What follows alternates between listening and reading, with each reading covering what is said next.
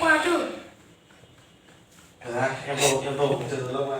Tô càng nhanh mà. Cái đấy hôm con đi học đây. Còn đi làm gì khỏi Hôm em vào nhà đang có chơi đâu. Cái hôm trước ấy. làm sao?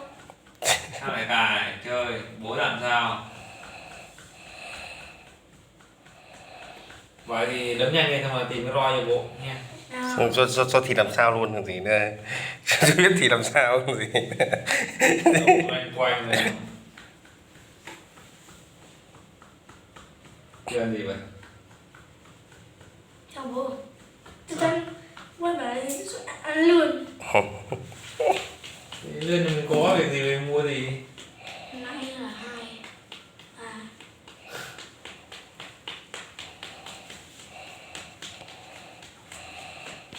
Ừ,